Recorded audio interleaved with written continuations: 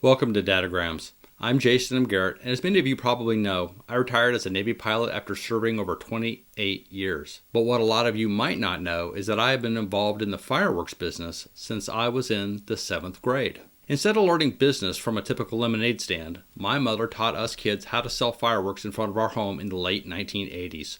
Later, fireworks were how we worked our way through college, and after college, well, we kept going. Garrett's Fireworks has been helping you celebrate our nation's birthday for almost 40 years. It's fair to say patriotism runs deep in our family. And for me, it's been business, fireworks, and the military the whole time. While I was deploying on Navy ships, flying helicopters, and traveling around the world, our family kept building the business. Now that I'm retired, I'm back in the middle of it, helping navigate uncertain waters as we deal with tariffs and all the other challenges. So when I talk about fireworks and tariffs, I'm not guessing, I'm not speculating, and I'm not repeating political slogans. I'm telling you what's happening to real businesses, real families, to real communities, and to you. Now here's what's strange. Most people, including some of the loudest people, clearly have no idea how this industry or tariffs actually work. They've been told a story that sounds tough and patriotic, and it sounds like America standing up for itself. But when you peel back the surface and actually look at the mechanism behind the tariffs on Chinese goods, you find something quite a bit different. If you stick with me through this datagram, you're going to understand the fireworks industry. You're going to understand tariffs. And you're going to understand something much bigger about how modern news manipulates you without you even noticing. And once you see it, I hate to say it, you can't unsee it. So let's start with the biggest misunderstanding of all. Tariffs are not paid by China. They're paid by you. That's the first truth most people don't want to hear. We've been sold a very simple, very catchy idea, and it goes like this. Tariffs punish China, China pays those tariffs, and as a result, America wins. It sounds good. It feels great, but it's not real. Here's what really happens for every company that buys from China, including fireworks companies. This is it, step by step, in the exact order I deal with in this business. Companies like ours place orders with Chinese factories for their product. In our case, it's the fireworks that get sold at stands and stores all across America. Chinese factories create the product, put it in containers, and ship it to the shipyard for transport. Those containers are then loaded onto huge transport vessels, headed right here to the good old US of A. The containers arrive at America's ports. They're loaded onto trains, sent to intermodal facilities all over the nation, then put on semi-trucks and sent to warehouses. Before those containers can leave the intermodal yard and head to warehouses, though, the American company that ordered the product has to pay for the shipping cost and the tariff. For fireworks, that happens long before the selling season around the 4th of July, which means fireworks importers are paying for freight and tariffs 6 to 8 months before we can sell them.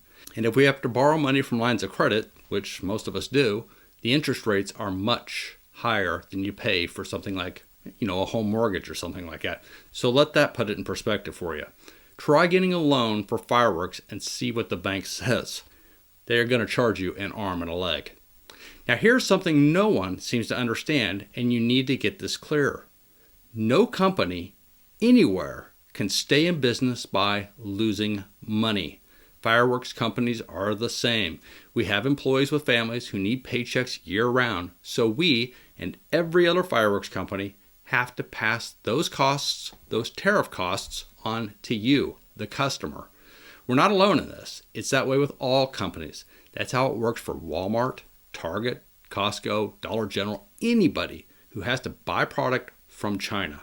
Now you may have noticed, but at no point in this whole chain that I have just described does China write a check to the United States government. They don't.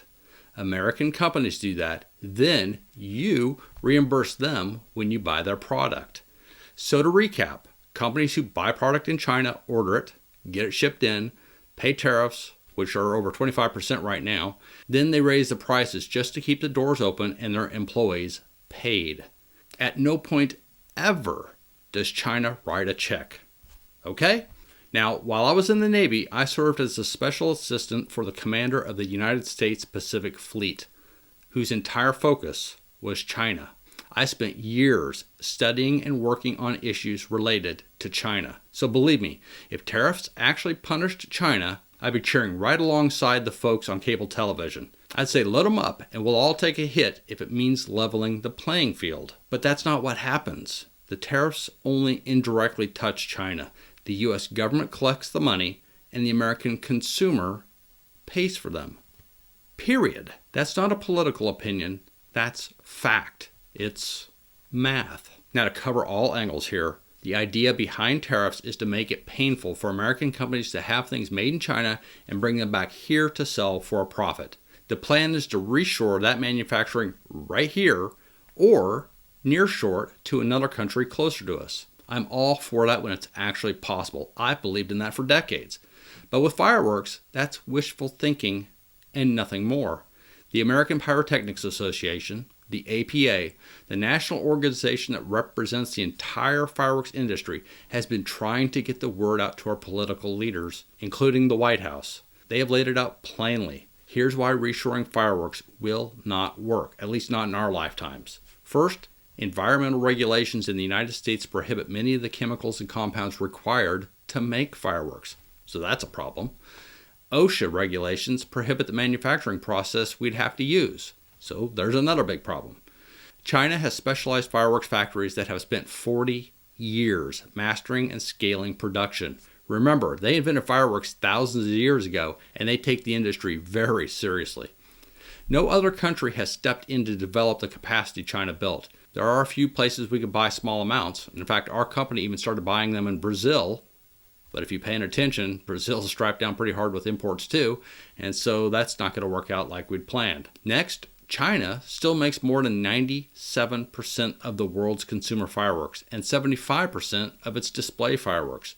There is no second place manufacturer waiting in the shadows, no alternate country ready to pick up the slack, no magical American fireworks factory that can be built by next summer. This industry is not like t-shirts, toys, and plastic parts where you can go and pick up your molds and head to Vietnam or Mexico. Fireworks are a specialized category of regulated explosives that require very specific facilities and supply chains.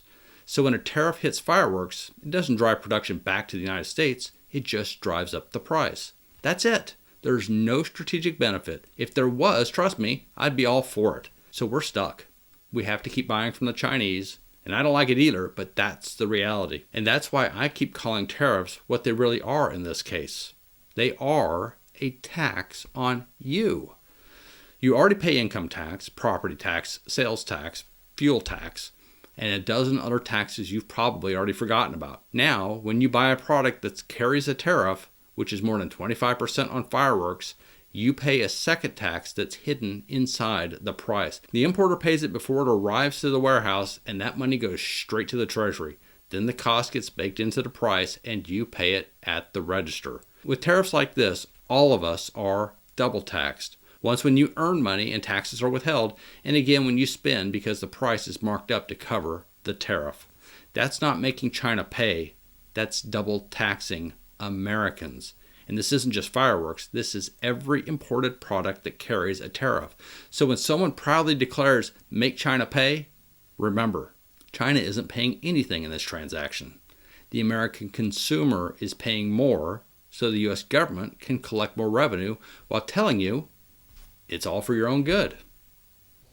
Once you understand that, the whole picture looks very different. But there's even more to the story than all that. There are other issues we face with tariffs on fireworks. The APA did a fantastic job explaining what happens when tariffs land on fireworks. Here's what you're going to see. First, higher prices on every level. From big box stores to little tents along the highway, everyone gets hit. And just like any other industry that faces big cost shocks, some businesses will simply shut down and cease to exist. Second, less variety. The big colorful items, the fancy effects, the specialty shells, the new innovations, those are the first to disappear.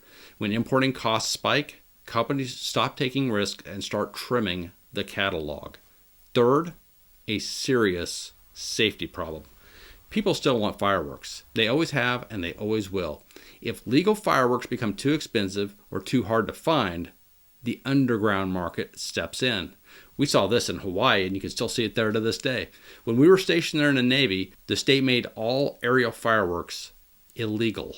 Yet on New Year's and the 4th of July, it looked like a war zone. The sky was lit up over Kailua with nothing but aerials. Almost everything is shipped in illegally. Our neighbors were buying 1.3G professional display shells, the same kind you see at the fairgrounds, and launching them out of metal tubes in the middle of the street. The launch concussion was so powerful it cracked the pavement. Every year, people are killed and injured by that kind of stuff in Hawaii. If they made aerials legal and sold safer 1.4G consumer products, they'd see far fewer injuries and a lot less destruction. That's what bad, short-sighted regulation looks like, and tariffs can create the same kind of problem right here on the mainland. And fourth, the hardest hit lands on small American businesses. When people hear fireworks industry, for some weird reason, they picture this giant corporation. The reality is very, very different. Our fireworks economy is built on family-owned companies, mom-and-pop stands, churches and nonprofits, local sports teams, veterans who run tents for supplemental income, community groups who rely on fireworks to fund entire programs. Tariffs hit them like a sledgehammer. They don't have the margins to absorb it, and they don't have the volume to offset it. So they're going to have a real hard time. Fifth, this becomes a threat to the American tradition that goes back to 1777. Fireworks are not just product. They are how we celebrate our nation's birthday. There's a moment when families gather and kids look up to the sky with wonder. When prices spike and supply tightens, that tradition gets weaker. People show up at stands and walk away with half of what they otherwise would have bought. Cities downsize shows, fundraisers collapse, whole communities feel it. All right, folks. As you can probably tell, I'm a patriot through and through. I love this country, and I hate watching bad policy wrapped in good marketing. Tariffs sound patriotic, but when it comes to fireworks, they harm Americans who did nothing wrong. They harm families trying to celebrate the 4th of July. They harm nonprofits trying to raise money for their kids. They harm people who don't have lobbyists and don't get invited to Washington dinners. That's who gets harmed. Thankfully, in this great nation, we can all speak freely and make change. And I encourage each and every one of you to do just that. Speak up. Talk to your representatives on the national and state level. Tell them fireworks can't be reshored. Tell them tariffs on fireworks don't punish China. They punish American families and small businesses. Ask them to roll those tariffs back so we can all continue to celebrate our nation's birthday. Then explain this to people in your community who don't understand how tariffs actually work. Heck, share this Dadogram with others so they can see through the political noise and understand the real world impact. This isn't about politics, it's about truth, economics, and preserving a tradition that's been part of the American culture since the founding of our nation. When the 4th of July rolls around, especially as we get closer to celebrating the 250th anniversary of our nation, and you're out there with your family watching those sparks climb into the night sky, I hope you remember what it took to get those fireworks into your hands and how fragile the system really is. We can protect it if we act now. We can preserve it for our kids and our grandkids, but only if we stop pretending tariffs are something they're not. They aren't a direct punishment for China. Instead, they are a slap at American consumers and American small businesses. If we want that to change, we have to make our voices heard while there's still time. That means now, folks. As we are starting shipments coming in for the 4th of July in the next few months, they will have higher costs if we all don't do something about it. I'm Jason M. Garrett, and this has been your Dadogram.